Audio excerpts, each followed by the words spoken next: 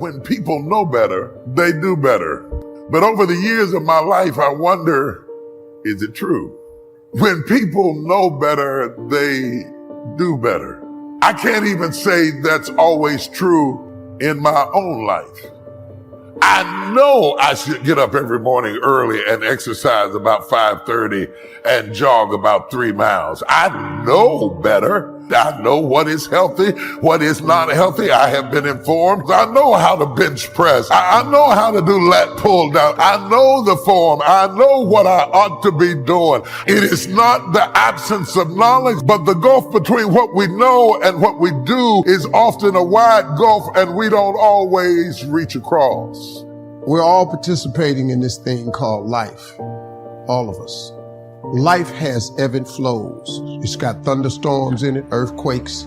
This life. Stop expecting it to go smooth, because it ain't finna go smooth. The road to success is always under construction. You combat negativity and you combat discouragement with gratitude.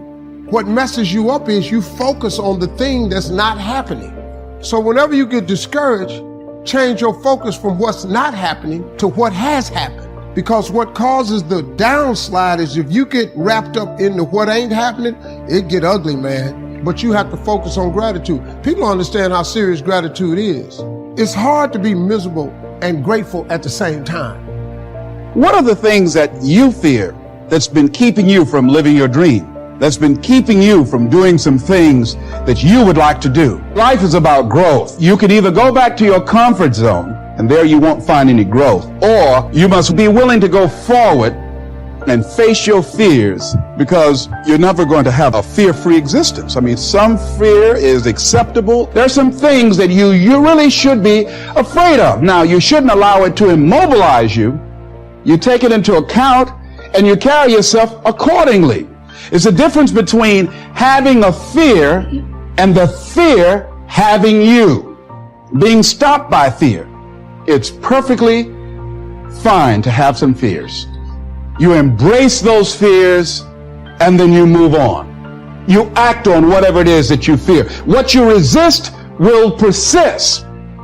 It's good to pray. It's good to ask for God's help. But at some point, we all have to do like Peter. Say, God, I've honored you. I've prayed, I've believed, I've done my best. Now, God, I'm going to rest. I'm not going to worry about the medical report. Not going to live stressed out over the situation at work. Not going to be upset because I don't see anything happening. God, I trust you. If Peter would have been stressed, worried, maybe the angel wouldn't have showed up. Maybe he wouldn't have been freed. But when God saw him resting, God said, all right, let me go to work. I wonder if you would see situations turn around if you'd simply come back to a place of peace. Worry doesn't make anything better. Being frustrated doesn't get God's attention. Begging God, reminding Him what's wrong, that only makes us depressed. Take the problem off the throne and put God back up on the throne. If you're talking more about your problem than you are about God, you have the wrong thing on the throne. I saw a saying the other day. It said, "Dear problem, my God is so much bigger than you." But even in prayer, instead of praying in faith, sometimes we complain about what we don't like. God, these people at work, they get on my nerves. You better do something. God, my back's been hurting for 6 years.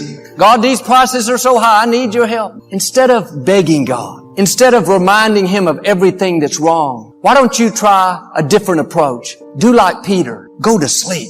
Enter into His rest. Sometimes when I pray, I say, God, you already know what I need. You already know what I want. You know all about me. So Lord, I just want to tell you that I love you, I trust you, and I thank you for getting me to where I'm supposed to be. Not begging God, but praying from a place of rest. Talking to Him from a place of peace. Our actions speak louder than our words. When you can sleep soundly, like Peter, in a time of great need, you're showing God that you trust Him. You're saying, God, I know you're bigger than this problem. You said you would never sleep, so I'm going to go to sleep. Even though things aren't perfect in my life, I'm going to relax, knowing that you're on the throne and you are fighting my battle. It's a very freeing way to live. My message to you today is very simple. Go to sleep. Enter into His rest. Quit worrying about everything. Quit trying to figure it out.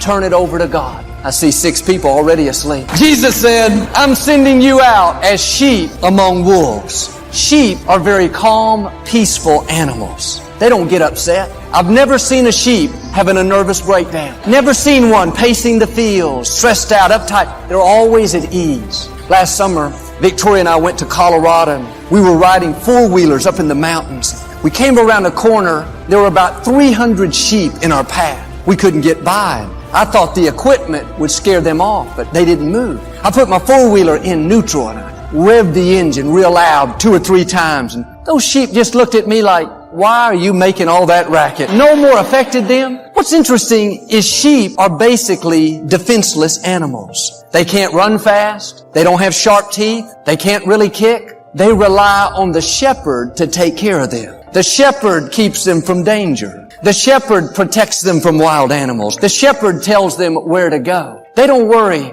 They know as long as they're with the shepherd, everything will be fine. We can take a lesson from the sheep. Stay in peace. The good shepherd is watching over you. The God who knew you before you were born, the God who breathed life into you, He's guiding you. He's protecting you. Yes, there will be some wolves in our path, some attacks, things we don't understand. Don't fall apart. Don't start complaining. Be like a sheep. Stay in peace. You don't have to run. You don't have to get all worked up. The good shepherd will fight your battles. He will lead you into green pastures. He'll restore your soul.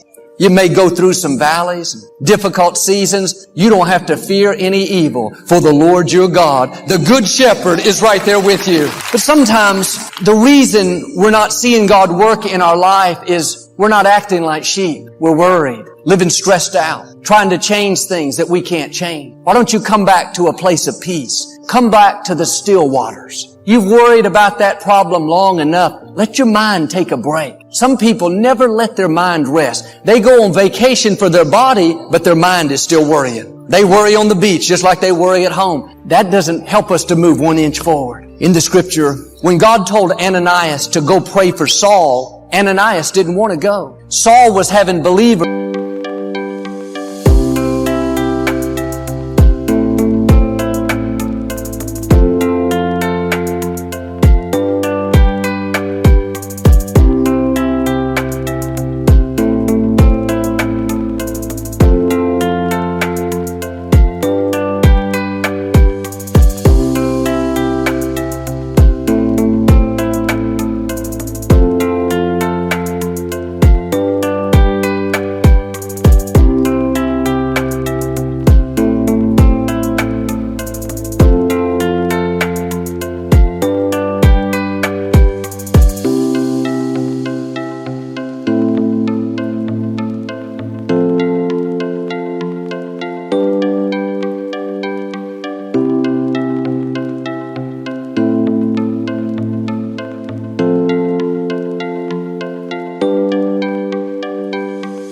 Arrested and put in prison. He was the greatest enemy of the church. But on the road to Damascus, when that light shined down bright, he became blind. A voice boomed out and said, Saul, why do you persecute me? He said, who are you? The voice said, I am Jesus.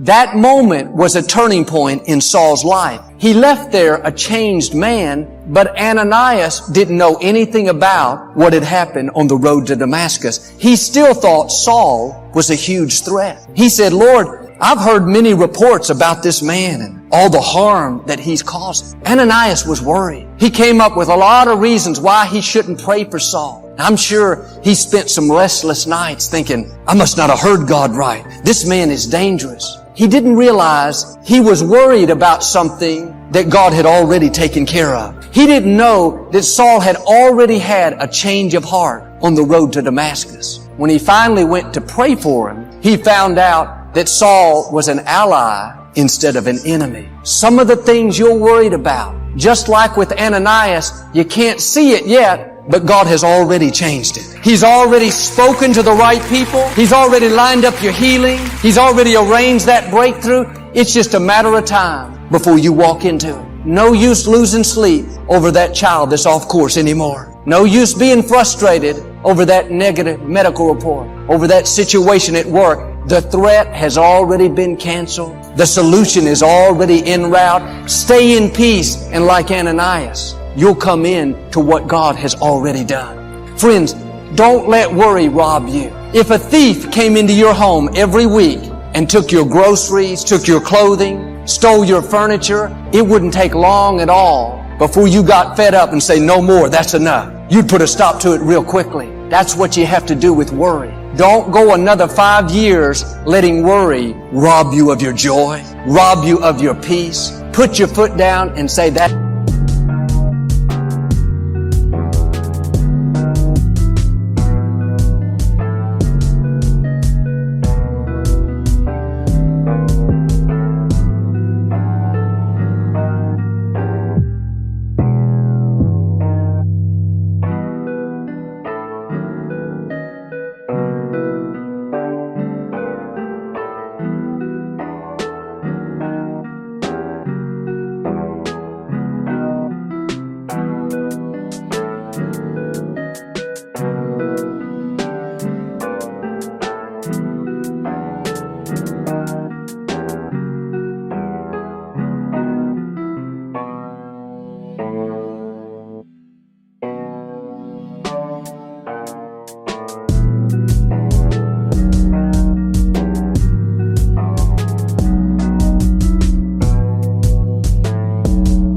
It. This is a new day. No more worrying for me. I'm going to guard my mind. I'm going to stay by the still waters. I'm going to live from a place of peace. Remember, when you rest, God goes to work. But when you work, God rests. Whatever's bothering you, whatever you're tempted to worry about, I'm asking you to take that off the throne and put God back up on the throne. Make Him bigger. Use that same energy to thank Him that He's working in your life.